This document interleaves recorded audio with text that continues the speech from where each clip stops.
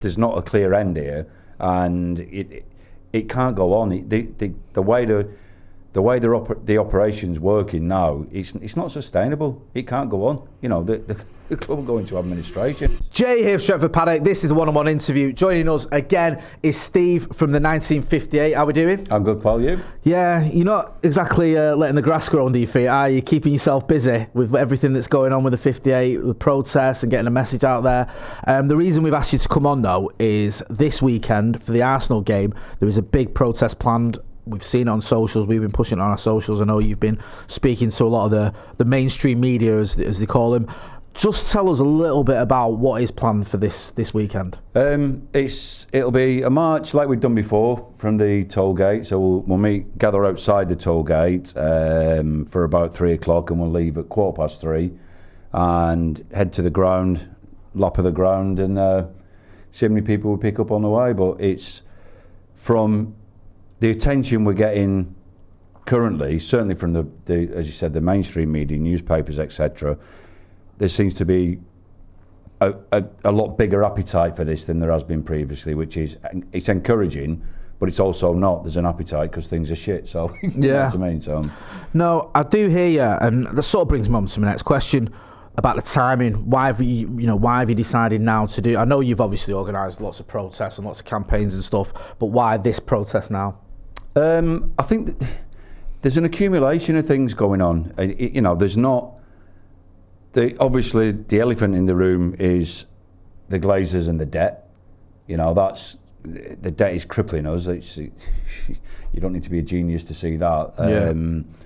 So that's all. We've always been about a full sale. Obviously, we stepped back a little bit when Radcliffe came in. He's had the amount of time he's had, and it would seemingly be it's gone downhill, not forward in any way. The football's crap, and they want more money to go and watch this crap football. It just doesn't, we get things go up, but there's 66 quid as an example. I've got a mate, he's got a junior season ticket, it's 11 quid a game.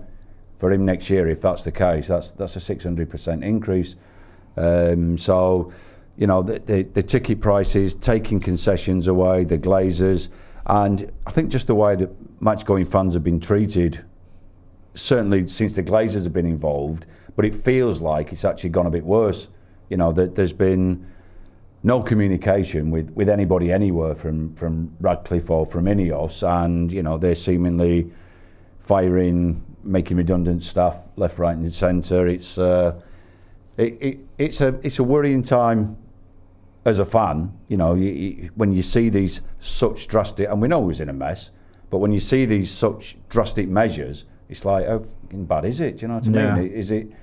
Is it that bad? I mean, I read somewhere today about looking at closing their offices in Kensington. They're really scaling back. But again, we've got one of the biggest turnovers in world football. Yet seemingly, we can't get anything to add up, and making horrendous losses every year.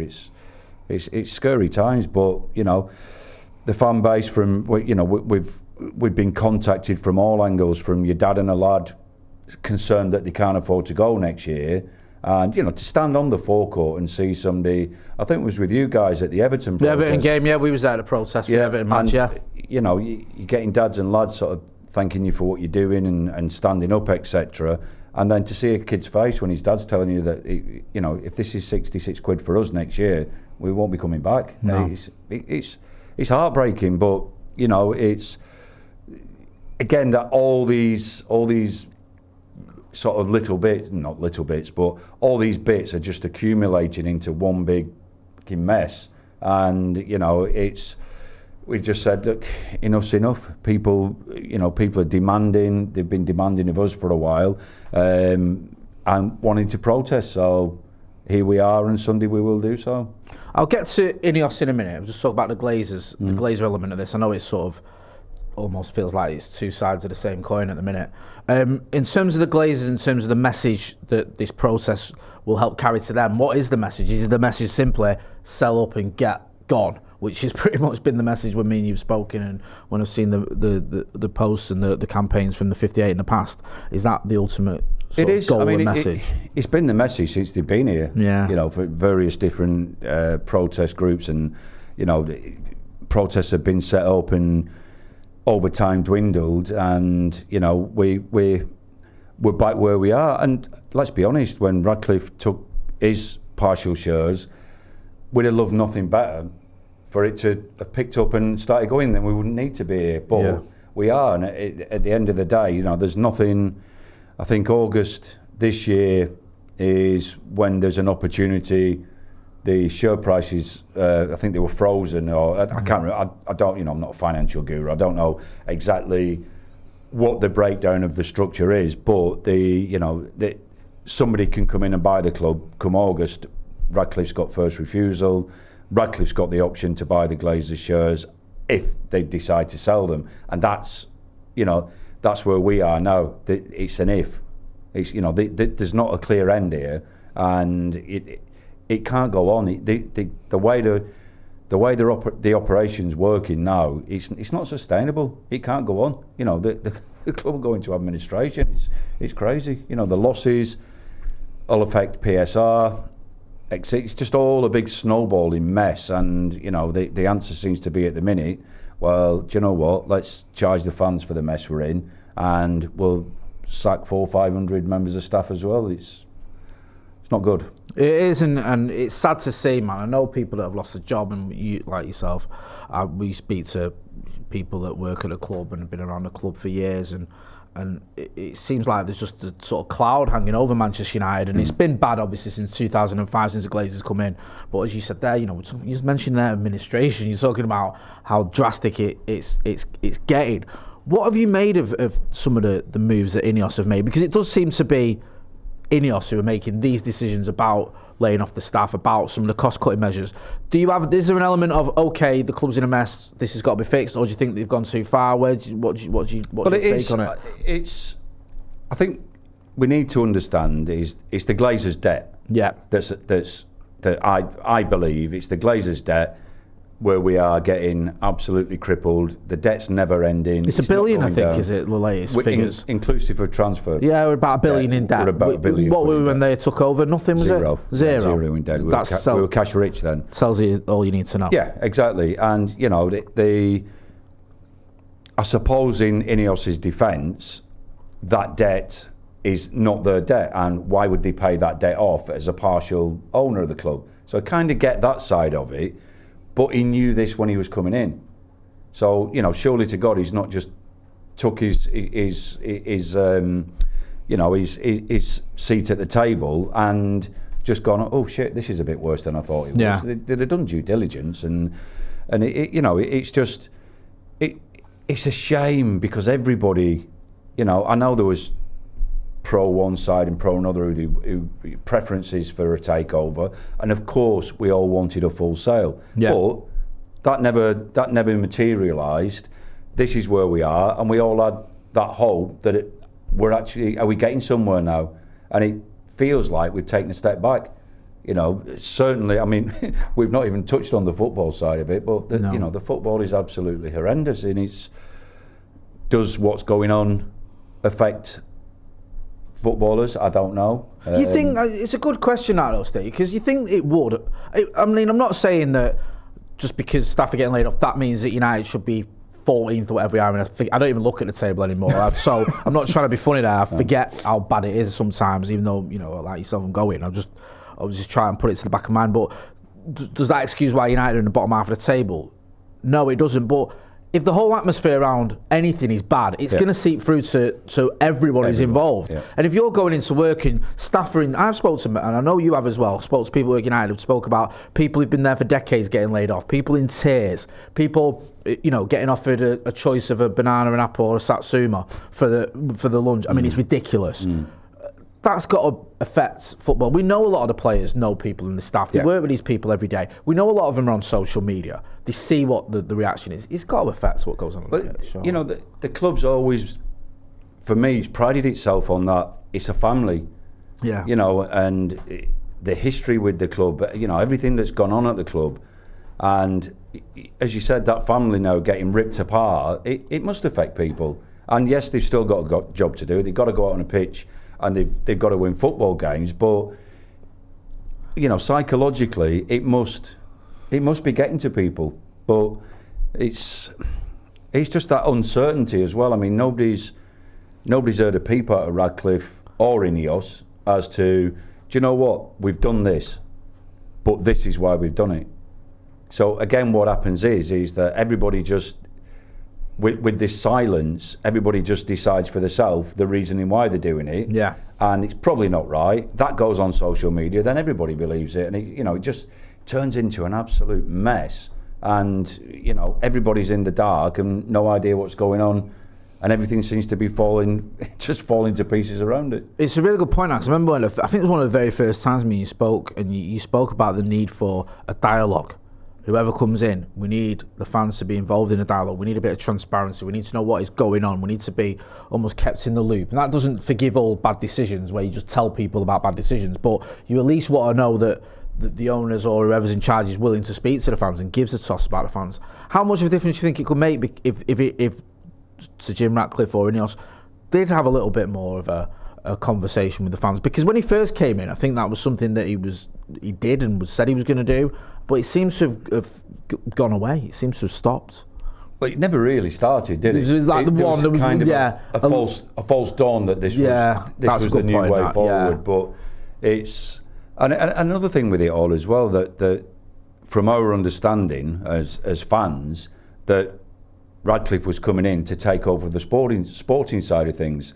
All these decisions aren't sporting decisions, are they? No, they're commercial and financial decisions. So again, you know, what you believe and what you've been told, and it just everything feels a bit cloak and dagger, and you know, because everybody's in the dark, it creates more uncertainty, and you know, it angers a fan base. Like you said, you know, people know people that work at the club. Yeah. People know we've got friends who potentially can't afford to bring the young kids, our future, to the ground next season, dependent on apparently prices for next year's tickets is imminent, and I don't personally think it'll be good news. You know, we've seen quite a few now, West Ham, Liverpool, there's about six Premier League clubs who's frozen the ticket prices for next year, and I certainly don't think we will be.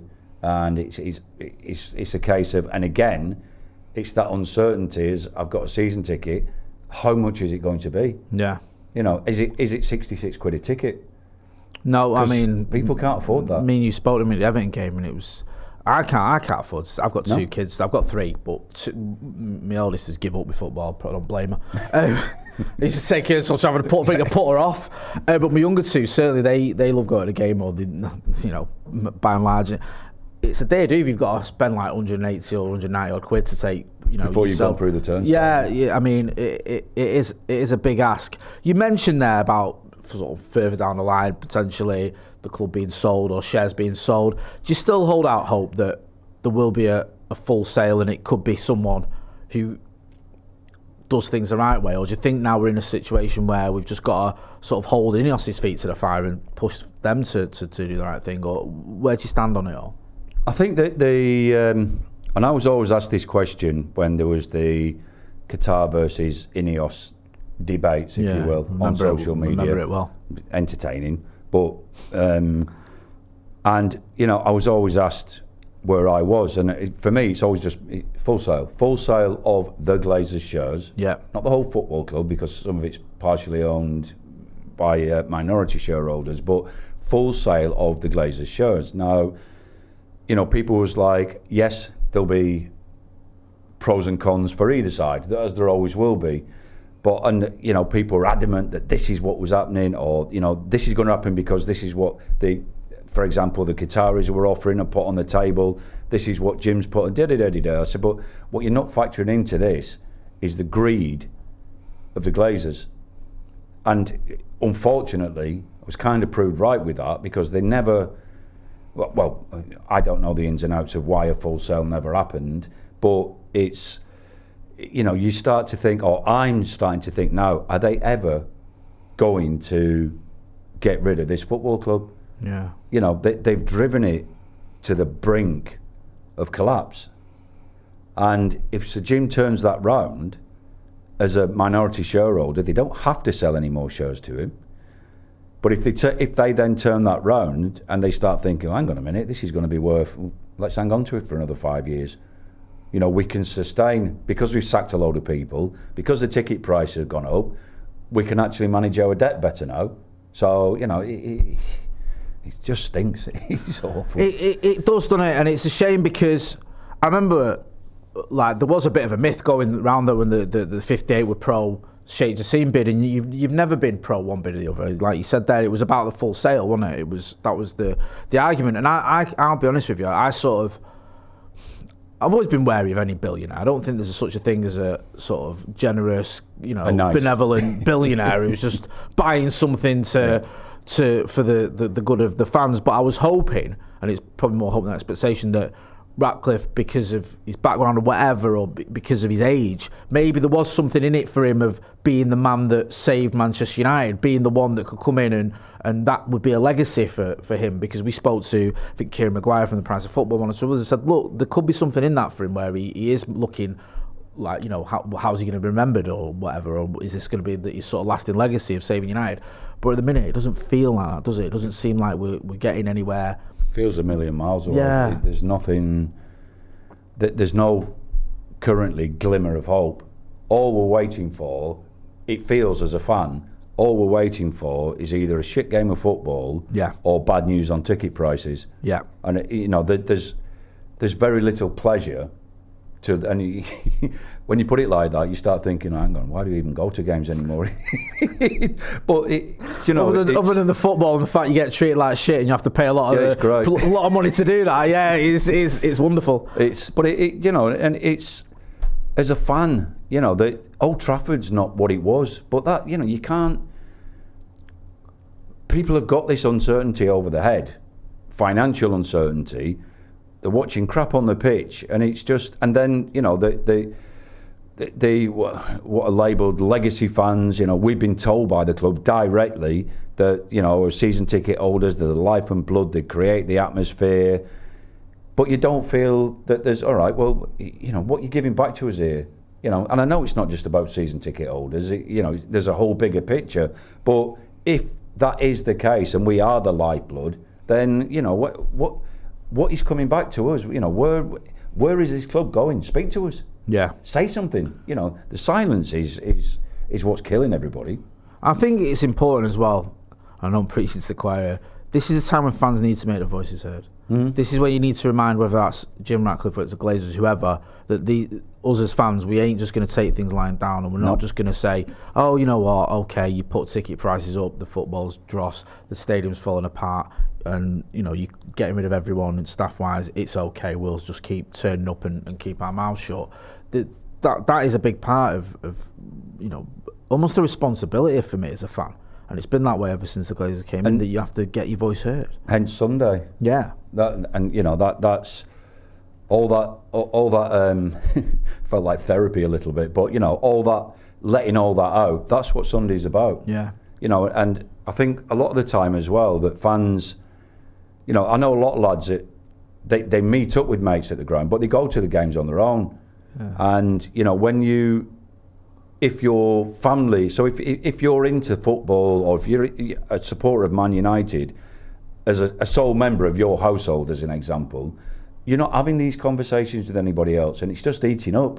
And I think what we've found with protests in the past, it's like a massive tension release for people. Yeah. You know, get out there, get your voices heard.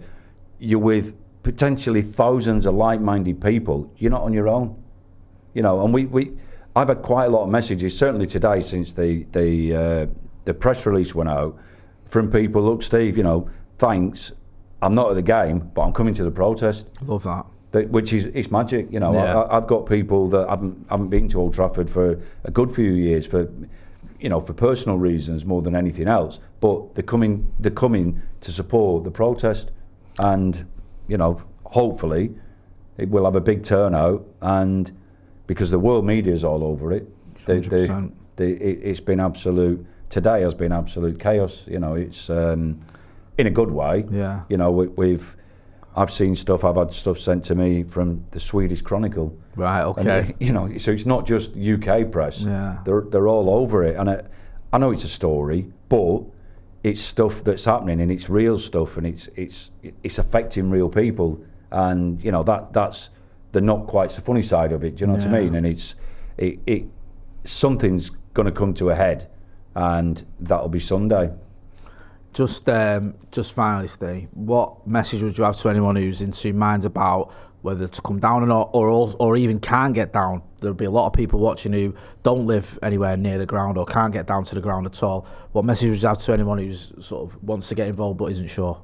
It's plain and simple. If you're on social media, share any posts that are put out there. There's absolutely droves of stuff. Some of it's negative, but you'll always get that, and you just got to ride that wave. It'll never be a perfect world, but there are particular fan groups that are getting on board with this, that potentially we may not have seen eye to eye to before, but they're on board with it, and this is what it's all about.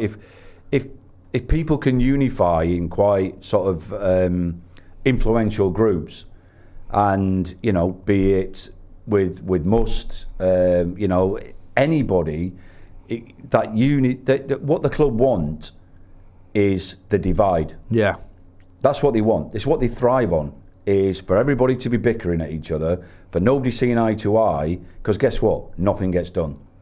But everybody coming together with one common goal, whether it's sharing on social media, whether it's turning up at the protest if you've not got a ticket, whatever you can do, get involved. We're at that crucial time now where we need to make a noise.